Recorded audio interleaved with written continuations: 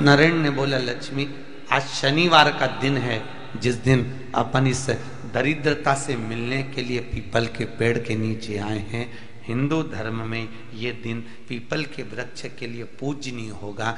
जो भी शनिवार के दिन पीपल के वृक्ष की पूजन करेगा, दूध चढ़ाएगा या मिष्ठान का भोग लगाएगा, लक्ष्मी और नारायण उसके घर में प्रवेश कर जाएगा। लक्ष्मी के मुख का एक नियम है, अगर किसी के मुख से 5 बार 7 बार काशी काशी काशी काशी निकल जाता है तो उस पर ना तो ढैया ना 7.5 का असर ही नहीं हो पाता है। हमारे तो बहुत दूर रह जाते हैं, अगर केवल काशी का संबोधन ही जीव कर ले तो केवल काशी का संबोधन। बेलपत्री जिसका डंडी का मुख जलधार बहने वाले स्थान पर हो, एक दुर्वा जिसका डंडी का भाग जल बहने वाले स्थान पर हो, कर्ण घंटेश्वर भगवान जो काशी में विराजते हैं।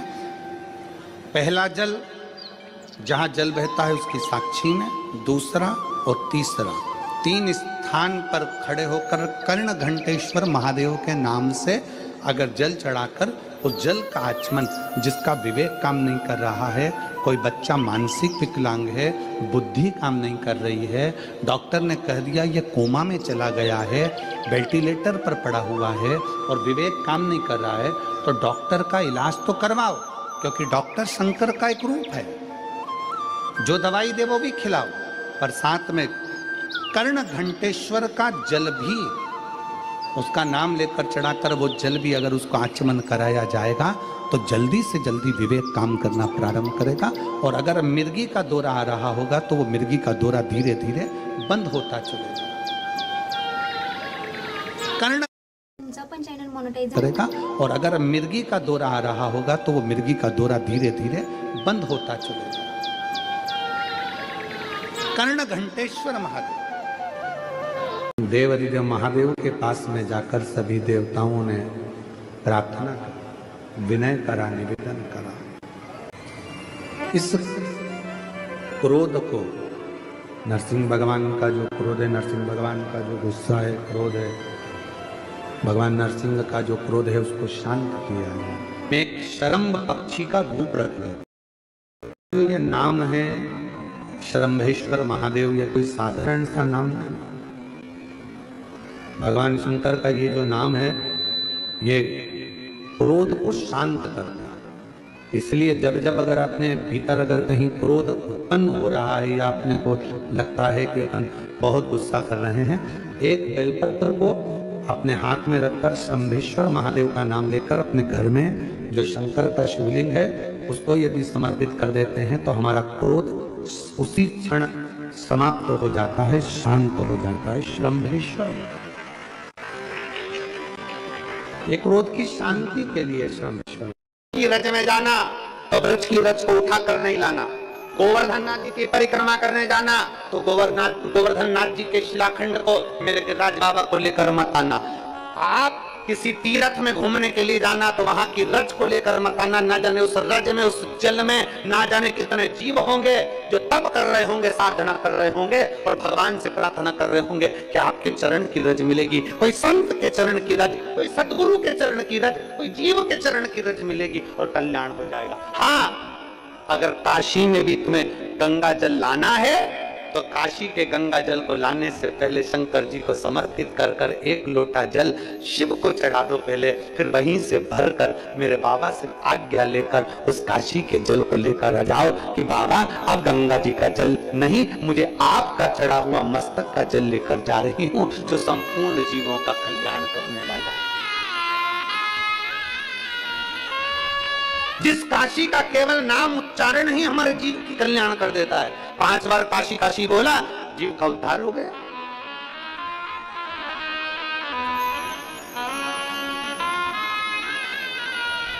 कभी जिंदगी में काशी जाओ तो काशी के जल को अपने मस्तक पर चढ़ाओ, काशी की रज को अपने मस्तक पर चढ़ाओ और काशी के जल को अगर लेकर आना है तो मेरे काशी विश्वनाथ जी का नाम लेकर, मेरे विश्वनाथ जी का दर्शन कर कर मेरे विश्वनाथ जी के सामने वो जल ले जाकर फिर लेकर आओ। क्यों? क्योंकि जब जल काशी विश्वनाथ जी के सामने जाएगा तो उस जल पर मेरे बाबा की दृष्टि पड़ जाएगी और हम जैसे जीवों का कल्याण होता है वैसे जल के जीवों का भी कल्याण हो जाएगा।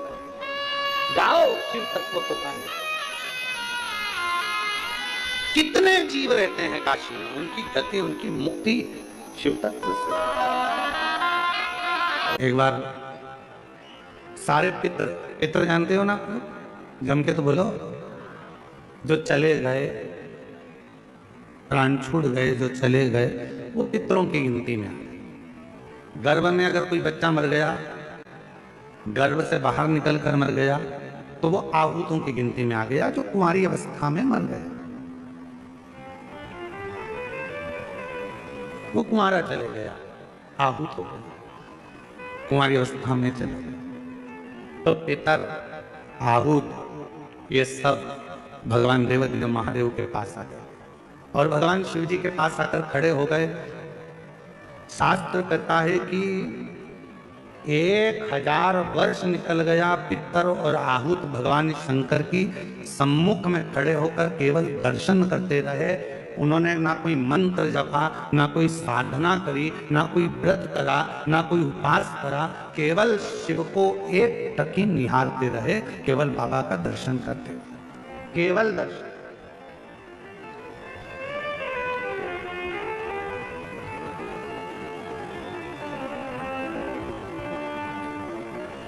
कितना पहले दर्शन का जगह देखिएगा।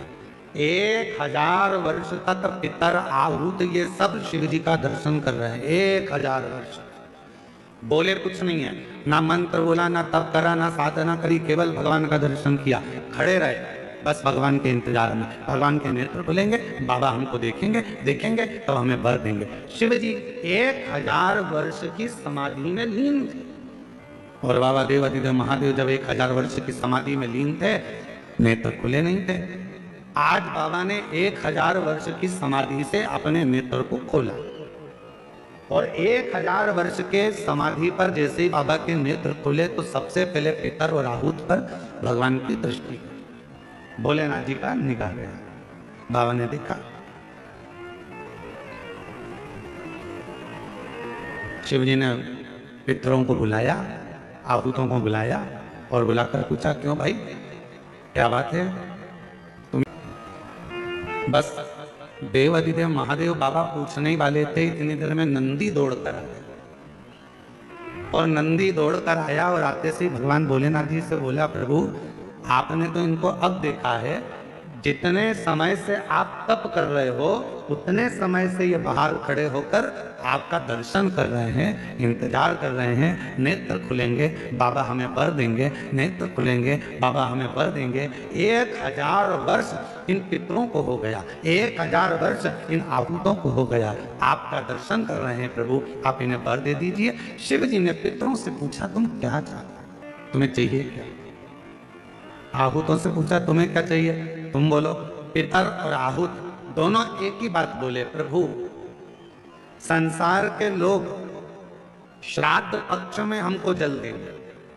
संसार के लोग जब श्राद्ध आएगा, 16 श्राद्ध 16 दिन के आएंगे, तब ब्राह्मण को भोजन कराएंगे, पिंडदान करेंगे, तर्पण करेंगे, श्राद्ध करेंगे, तर्पण में जल देंगे, तब हमको जल प्राप्त होगा, तब हमको भोजन प्राप्त होगा, तब तक हम भूखे रहेंगे। इसलिए प्रभु एक कृपा कर दो कि ऐसी कोई व्यवस्था कर दो कि घर के लोग, परिवार के लोग, कुटुंब के लोग, कोई भी प्रतिदिन या हफ्ते में एक बार कैसे भी उनके माध्यम से हमें जल प्राप्त हो जाए और हम तृप्त हो जाएं। भगवान देवादिदेव महादेव ने वर दे दिया पितरों को, आहूतों को। क्यों चिंता करते हो? जब संसार का मनुष्य मेरे शिवलिंग पर जल चढ़ाएगा, वो जल बहकर जब नीचे की ओर आएगा और अशोक सुंदरी से स्पर्श कर कर आगे बढ़ेगा, उसी समय पर आपको वो जल प्राप्त हो जाएगा और सारे पितर और आहूत तृप्त होते चले जाएंगे। वो जल आपको वहां प्राप्त होगा। अब कई लोग कहते हैं गुरु जी हमारे यहाँ पितृ दोष हो गया, कोई कहते हैं गुरु जी हमारे यहाँ आहूत दोष हो गया, पितृ दोष हो गया, हमारे यहाँ ये दोष लग गया, हमारे यहाँ वो दोष लग गया। किसी ने बताया कि हमारे यहाँ कोई टोना कर गया, कोई ने बताया हमारे यहाँ कोई टोटका कर गया, कोई ने बताया हमारे यहाँ कोई ने विद्या कर दी, कोई ने कहा हमारे यहाँ ये हो गया। शिव महापुराण की उमा संहिता कहती है, जो भगवान शंकर को जल चढ़ाता है, जल चढ़ाते समय उसके जितने भी दोष हैं चाहे पितृ दोष हो, चाहे आहुत दोष हो, चाहे वासुक दोष हो, चाहे कालसर्प दोष हो, जितने भी दोष होते हैं वो सारे दोष अपने आप समाप्त होते चले जाते हैं। और याद रखना, जो भगवान शंकर पर चढ़ा हुआ जल थोड़ा सा झेल कर लेकर आता है और अपने घर के दरवाजे पर छींटता है, दुनिया में किसी की सामर्थ्यता नहीं है कि कोई तुम्हारे ऊपर टोना कर दे या तुम्हारे को तकलीफ दे। किसी की सामर्थ्यता नहीं। हम तो बाबा के भरोसे चलते हैं। आप एक लोटा जल शंकर भगवान को समर्पित करते हो, शिव उसको स्वीकार करते हैं। आप एक चम्मच में से भी आधी चम्मच यदि देसी गाय का, हमारी वेद लक्षणा देसी गाय का यदि दूध आधी चम्मच से भी आधी चम्मच यदि आप शिव को दे रहे हो, शिव स्वीकार कर रहे हैं। फिर आप केमिकल का दूध मत चढ़ाओ, थैली का दूध मत चढ़ाओ, ये इधर उधर से आया हुआ दूध भगवान को मत चढ़ाओ। आप तो देसी गाय का एक आधी चम्मच से भी आधी चम्मच दूध अगर शिव को दे रहे हो तो शिव स्वीकार करो। चप्पल बार बार टूट रही हो, कमर से नीचे जो वस्त्र पहने हो वो फट रहे हो, कहीं पजामा है, धोती है, आदि वस्त्र हैं, कपड़े हैं, वो अपने आप फट, आज के जमाने में तो फटे फटाए पहनते हैं लोग, फैशन, तो उसकी गारंटी नहीं है, उसका हम वर्णन नहीं कर रहा। हम जब पहनते हम समझ जाते हैं तो शनि तो ऑलरेडी लगा ही है। जब उनका घुटना घुटनी सब फटा हुआ दिखता है तो उसमें लग जाता है कि शनि पहले से ही लग गया बापड़ा, उनके पहने से तो मालूम पड़े। शनि का नियम है, शनि का ताकत ही है, पांव की चप्पल बार बार टूट रही हो, घिस गई हो, गद्दी टूट रही हो, कुछ कर रही हो, और अगर कमर से नीचे जो वस्त्र पहने हो वो अपने आप फट रहे हो, समझ लेना कि शनि पांव से प्रवेश कर रहा, मतलब अपनी प्रखरता शनि दिखा रहा। किसी मंदिर में गए महाराज और वहां जाने पर चप्पल चली गई तो समझ लेना शनि की कुदृष्टि अब पड़ना बंद होना चालू हो। कोई भी ग्रह अनुकूल नहीं है, सब बेकार चल रहे हो, सब प्रतिकूल चल रहे हो, दूध के पात्र में दुर्वा डाल लो, पीपल के वृक्ष के नीचे चढ़ा कर आओ, राहु केतु शुक्र शनि जो भी गड़बड़ है सब सुधरना चालू हो जाए। दुर्वा कब? शनिवार तेरा है लो संभालो, बालाजी परिवार तेरा है, मंगलवार तेरा है, शनिवार तेरा है तो संभालो, बालाजी परिवार तेरा है, मंगलवार तेरा है, शनिवार तेरा है, लो संभालो, बालाजी परिवार तेरा है। यदि आप भगवान शंकर के मंदिर में जाकर एक लोटा जल चढ़ा रहे हो, आप भगवान शिव के मंदिर में जाकर अर्चना कर रहे हो, आराधना कर रहे हो, निवेदन कर रहे हो, एक बेलपत्र शिव की उठाकर धोकर वापिस शंकर को समर्पित कर रहे हो, शंकर भगवान का पंचाक्षर मंत्र नमः शिवाय जप रहे हो, शंकर भगवान का षडाक्षर मंत्र ओम नमः शिवाय जप रहे हो, या श्री शिवाय नमस्तुभ्यम का जाप कर रहे हो, तो ये निश्चित मानकर रखो कि आपके पीछे शनि नहीं पड़ेगा, आपके पीछे शंकर जरूर पड़ेगा, और शंकर जब हमारे पीछे पड़ेगा तो हमारा उद्धार अपने आप। शंकर से निवेदन करने के लिए हमारी पूर्ण अक्षत भगवान शंकर को समर्पित करना। महाराज शनिवार के दिन अगर शिव की आराधना करी जाए, शनिवार के दिन अगर शंकर को जल चढ़ाया जाए तो जिंदगी में व्यक्ति की कभी अकाल मृत्यु नहीं होती। तो अगर मौका मिले तो नैमिषारण्य की भूमि पर जो चक्र तीर्थ है, उस चक्र तीर्थ को हमारे यहाँ पितरों की नाभि कहा गया।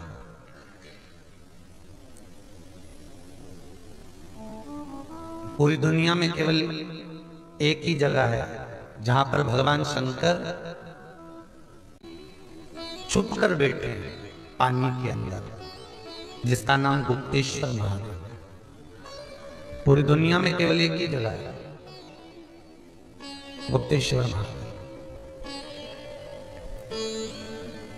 जहां भगवान शंकर पानी में छुपकर बैठे हुए और हम अगर कोई फल कोई प्रसाद लेते हैं, कोई बेलपत्री फूल लेते हैं और हम भगवान को जब वो बेलपत्र जब वो फूल हम भगवान को देते हैं तो हम भगवान को अर्पण करने के लिए जब पानी में छोड़ते हैं, बहते पानी में जब उसको छोड़ा जाता है तो वो बेलपत्र वो फूल वो प्रसाद जमीन तलातल में जल के अंदर चला जाता है। फूल पत्ती वैसे पानी में तैरना चाहिए, परवाह नहीं तैरेगा, वो अंदर चले जाएगा, अर्पण किया। और यदि आपने कहा भगवान प्रसाद दे दीजिए, भोलेनाथ प्रसादम कर दीजिए, तो वही फूल पत्ती वही प्रसाद वापिस पानी में से निकलकर बाहर आ जाता है। वही पूरी दुनिया में केवल एक ही जगह है, वो है नैमिषारण्य, गुप्तेश्वर महाराज, क्योंकि वहां पितरों की नाभि है और पितरों की नाभि का जो भाग कहा गया है कि उस जगह पर जो हम देते हैं उसका फल हमको तुरंत महाराज। तो कुछ कुछ भूमियां कुछ कुछ भवन कुछ कुछ जगहें ऐसी हैं जहां का प्रमाण हमारा शास्त्र कहता है, जहां का पुण्य उस जगह का आनंद 4 गुना बढ़ जाए। पंचमुखी अगर जीव नरक भी जा रहा है, वैकुंठ भी जा रहा है और वहां चित्रगुप्त महाराज सामने खड़े होकर पूछेंगे कि तूने पुण्य कौन सा करा, तूने सत्कर्म कौन सा करा, तुम्हारे मुख से कुछ ना निकले, केवल काशी एक संबोधन ही निकल गया, तो चित्रगुप्त भी हाथ जोड़कर कह देंगे इसको कैलाश छोड़कर। न जाने कितना तप, कितनी साधना, कितनी आराधना, पूरा ब्रह्मांड पूरी सृष्टि जल में मग्न हो जाती है।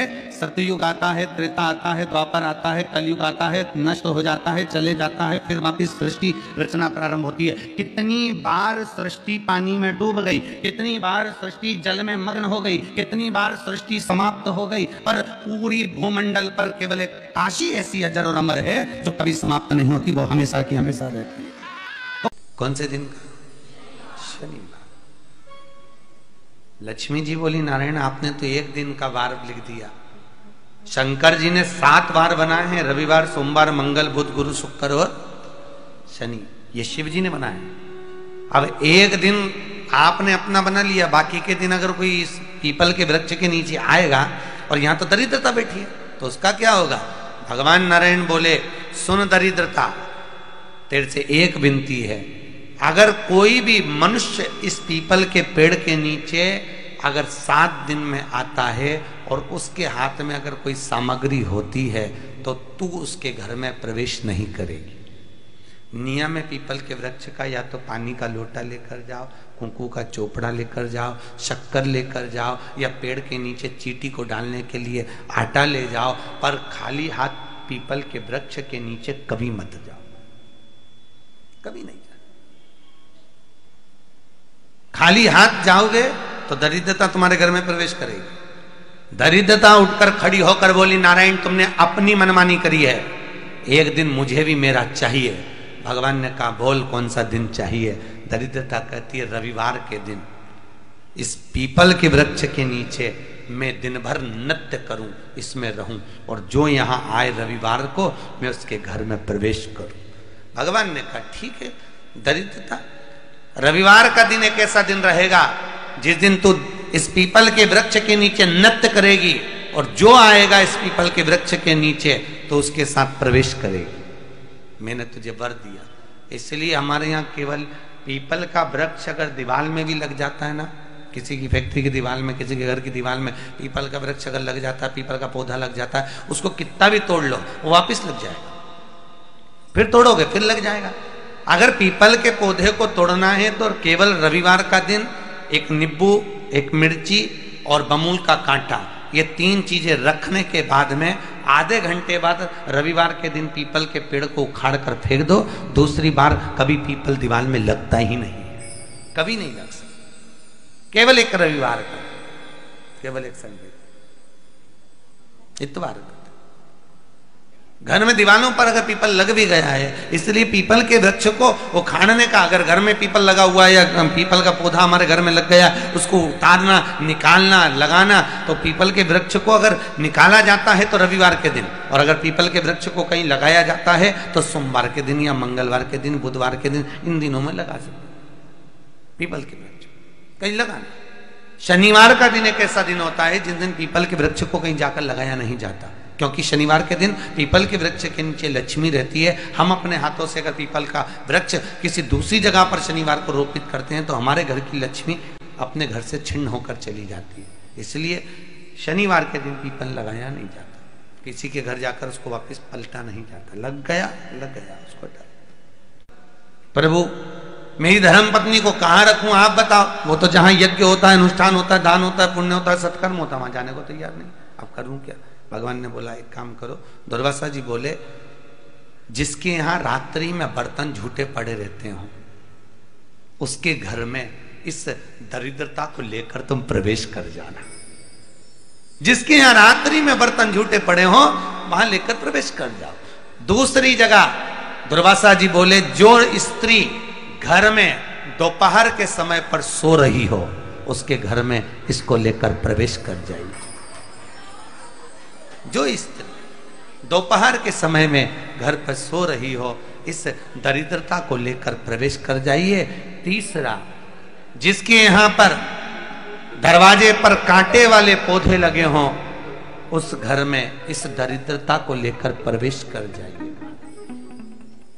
दरिद्रता, कितनी सुंदर बात कही है। दाता और विधाता कौन कौन? दाता और विधाता। लक्ष्मी और दरिद्रता के सगे भाई हैं। कौन कौन? दाता और विधाता। दाता को फिटकरी प्रिय है, विधाता को नमक प्रिय है। ये दोनों हमेशा लक्ष्मी को और दरिद्रता को दोनों को समझाते थे, दोनों में प्रेम बढ़ाते थे। आज भी हिंदू धर्म की रीति है। यहां तो ठीक है, जिसके यहां पर भी अगर थोड़ी सी भी परेशानी होती है, थोड़ा सा क्लेश होता है, अशांति होती है, लक्ष्मी नहीं टिक रही हो, काम नहीं बन रहे हो, बहुत प्रयास करा जा रहा हो और हमारा कार्य नहीं होता, तो क्या करते हैं? फिटकरी और नमक को पानी में डाल देते हैं और घर में पोछा लगा देते हैं। आप लोगों ने आजकल फेसबुक पे भी पढ़ा होगा, व्हाट्सएप पे भी पढ़ा होगा। तो क्यों लिखा उसमें? उसका कारण ही केवल रहता है कि दाता और विधाता की प्रियता उसमें। माता ख्याति के जो 4 बच्चे हुए इसमें जो 2 लड़के हैं दाता और विधाता, उसकी प्रियता उसकी पूर्णता उस। अब